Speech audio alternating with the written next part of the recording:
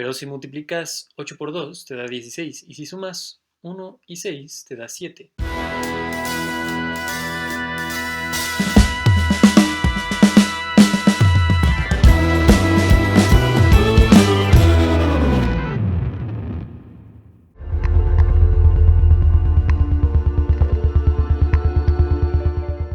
Hey, bienvenidos sean youtubevidentes. No son televidentes porque no lo están viendo en la tele, o si lo están viendo en la tele, supongo que bienvenido también televidentes a el 8º episodio de este canal. El episodio de hoy es llamado Las 8 inteligencias múltiples. ¿Cuáles son estas 8 inteligencias múltiples? La inteligencia lógico-matemático para la resolución de problemas, resolver misterios o pruebas de ingenio, hacer rompecabezas, realizar ejercicios de lógica. La segunda inteligencia es la inteligencia lingüística, como leer, conversar, contar chistes, escribir cuentos y poemas, aprender idiomas, hacer videos de YouTube. La tercera inteligencia es la inteligencia espacial, como dibujar y pintar, leer mapas, completar cuadros, resolver laberintos o jugar con legos. La inteligencia musical, habilidad innata para el aprendizaje de los diferentes sonidos, cantar, escuchar música, tocar instrumentos, componer canciones, disfrutar de conciertos y seguir diferentes ritmos. Esa es la cuarta inteligencia. La quinta inteligencia,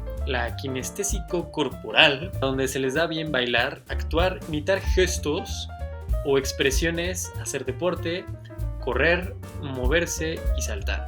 Esa es otra manera de aprender. La inteligencia intrapersonal distingue a aquellos que se conocen mejor a sí mismos. Les gusta trabajar de manera autónoma, establecen metas y se centran en alcanzarlas. Comprenden sus sentimientos y saben cuáles son sus puntos fuertes y débiles. La séptima inteligencia es la interpersonal, que se les da bien el conversar, trabajar en equipo y ayudar a los demás, mediar en conflictos y conocer gente nueva. Y por último tenemos la octava inteligencia, la cual es la inteligencia naturalista, como ir de acampada, hacer senderismo y cuidar animales, reciclar y cuidar el medio ambiente. Creo que todas estas inteligencias, hay que decir, fueron propuestas por el científico Gardner. Creo que cabe decir que ya las tenemos desarrolladas. Digo, obviamente se le atribuirá más a uno que a otro, se le identificará más a uno que a otro, pero creo que todos tenemos un poco de todas, ¿no? Entonces, bueno, este es el 8º episodio, las inteligencias múltiples. Vamos al episodio de hoy. Bueno, ya que este es el episodio 8, les puedo platicar de la tabla de multiplicar del número 8, la cual es mágica. Y es mágica porque es única. Y es única cuando tú multiplicas 8 por 1, te da 8, claro está. Pero si multiplicas 8 por 2, te da 16. Y si sumas 1 y 6, te da 7. Y así sucesivamente hasta que llegas otra vez al número 8. Descúbranlo por sí mismos. 8 por 3, 24.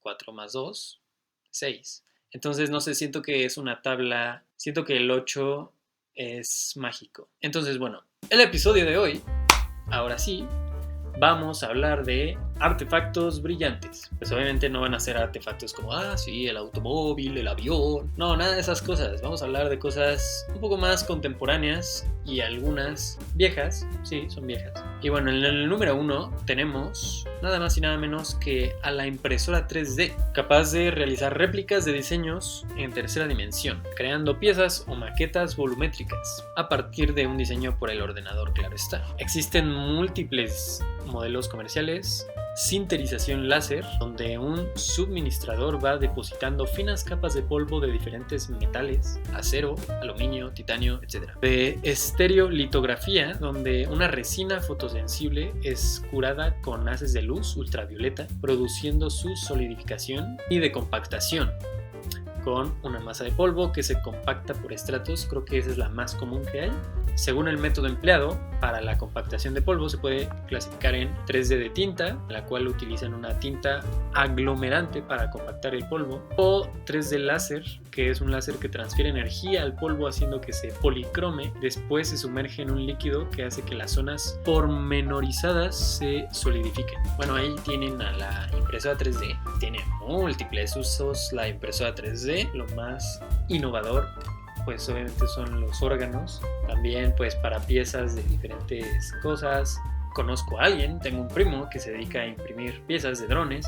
Y no solo de drones, sino también uso de una herramienta oftalmológica para ver más de cerca el ojo humano con la cámara de tu celular. Entonces puedes diseñar lo que sea en una impresora 3D, figuras de acción o juguetes, también pues en medicina, prótesis, etcétera, etcétera. Creo que es el artefacto por excelencia más innovador actualmente. Y bueno, está en nuestro número 1 en nuestra lista de artefactos brillantes. En el número 2 de nuestros artefactos brillantes tenemos rollo de película, el celuloide. Bueno, celuloide es el que se usaba antes de la década de los 50, ya que pues era muy flamable, muy flamable, y luego hubo diferentes procesos por los cuales tuvo que pasar hasta llegar al acetato, que fue el que creó Kodak. El rollito de película, el film, como muchos lo llaman, es nuestro segundo artefacto brillante. El día de hoy les voy a platicar más o menos de cómo funciona el rollo. Si ustedes lo ven así, pues obviamente ven que está naranja y todo esto, ¿no? Básicamente es un pedazo de plástico donde se le unta una emulsión, una gelatina fotosensible, y bueno, esto hace que salga la foto, ¿no? Pero ¿qué hace que salga la foto? Bueno, si tú lo pones de esta manera, hay varias capas que están en el film. La capa donde está obviamente el plástico, y luego está la capa de la emulsión. Esa capa de la emulsión tiene pequeños granitos que hacen que reaccionen a la luz. Esa es la otra capa. Y luego existe otra capa en medio de esas dos que hace que una vez que tomas la foto no hace que se regrese, no se rebote, por así decir, la imagen. Es algo complicado de entender, pero ese es nuestro segundo artefacto brillante el día de hoy. Si tienen uno de estos y tienen un microscopio, como los puntitos, los granitos van formando la imagen. Rollo de película, nuestro segundo artefacto brillante. En nuestro número 3 de artefactos brillantes tenemos una palabra de 3 letritas nada más. ¿Cuál es? El LED. El diodo emisor de luz es una fuente de luz constituida por un material semiconductor dotado de 2 terminales. Les voy a hablar más que nada de las ventajas que tiene el uso de los LEDs, ya que pues lo vemos en básicamente casi todos los rincones de nuestras vidas. Hay LEDs en nuestras pantallas, hay LEDs en nuestras luces, hay LEDs en nuestras computadoras, hay LEDs en los semáforos. Entonces, bueno, hay LEDs en todas partes. Las ventajas que tiene son la eficiencia, el color, el tamaño, el tiempo de calentamiento, los ciclos se refiere al encendido y al apagado.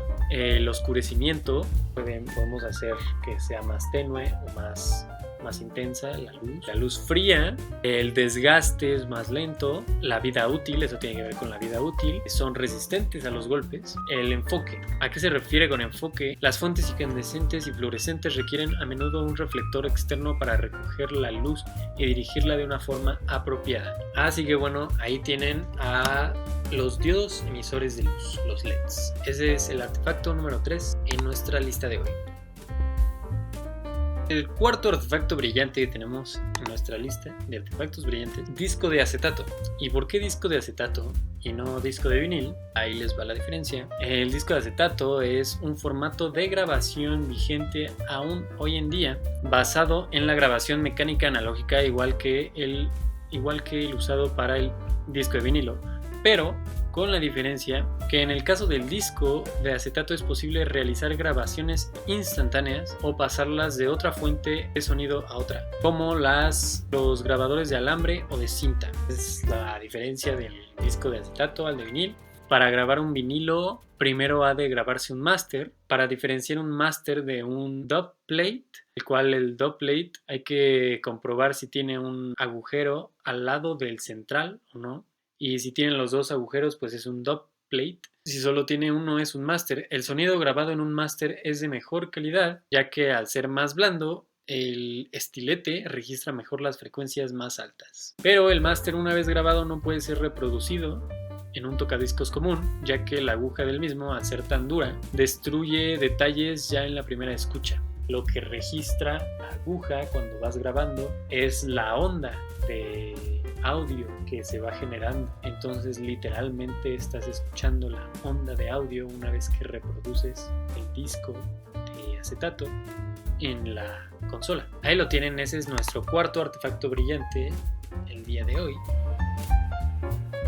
Y bueno, el último artefacto brillante el día de hoy estaba entre dos, pero finalmente me convencí por uno. Es nada más y nada menos que el Universal Serial Bus, el USB o USB, como lo conocemos aquí en México Mágico. Es un bus de comunicaciones que sigue un estándar que define los cables, conectores y protocolos usados en un bus para conectar, comunicar y proveer de alimentación eléctrica entre computadoras, periféricos y dispositivos electrónicos. Es utilizado como estándar de conexión como en teclados, ratones, memorias USB, palancas de mando, escáneres, cámaras digitales, teléfonos móviles, reproductores multimedia, impresoras multifunción, sistemas de adquisición de datos, módems, tarjetas de red, tarjetas de sonido, tarjetas sintonizadoras de televisión, grabadoras de DVD externas, discos duros externos y disqueteras externas. Su éxito ha sido total, habiendo desplazado a conectores como el puerto serie, puerto paralelo, puerto de juegos, a mercados nicho o a la consideración de dispositivos obsoletos a eliminar de las computadoras, o bien usar adaptadores, aunque muchos de ellos pueden sustituirse por dispositivos USB que simplemente implementen esos conectores. La primera especificación completa se publicó en el 96, pero en el 98 comenzó a usarse de forma masiva.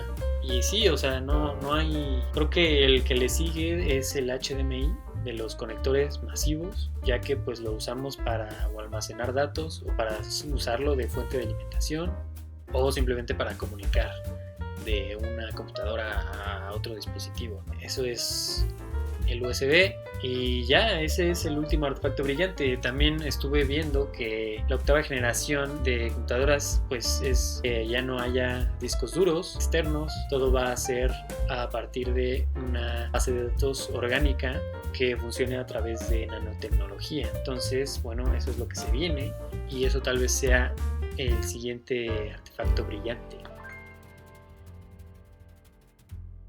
Y para finalizar con nuestra sección anecdotario fotográfico, ya que hablamos del celuloide y del rollo de película, pues la siguiente foto es de un rollo de película, es de un carro en un estacionamiento.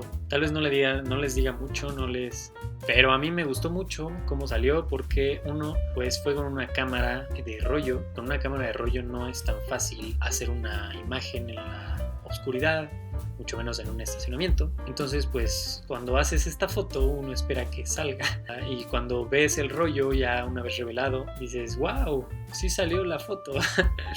Entonces me gusta mucho cómo te das cuenta que aunque tenga puesto el capó o tenga puesta la manta sobre el carro, te das cuenta que es un muscle car por ahí de la década de los 60, 70. A mí me gustan mucho esos carros de esa época porque son únicos. Ese diseño ya no se ve realmente en las calles y por ser tan único y especial pues aún así se deja ver, ¿no? Básicamente estaba vacío el estacionamiento, entonces me paré enfrente y dije, sí, pum. No solamente había ese carro, sino había muchos más. Yo creo que eran del dueño de esa plaza. Lo curioso es que creo que era el único al que le pegaba la luz de esa manera. Entonces, bueno, esa es la foto del día de hoy. Espero les haya gustado el video. Si les gustó ya saben qué hacer. Si no les gustó ya saben qué hacer. Pónganse bajo su propio riesgo y nos estaremos viendo la siguiente semana. Entonces los dejo. Lávense las manos, usen cubrebocas y ya. Adiós.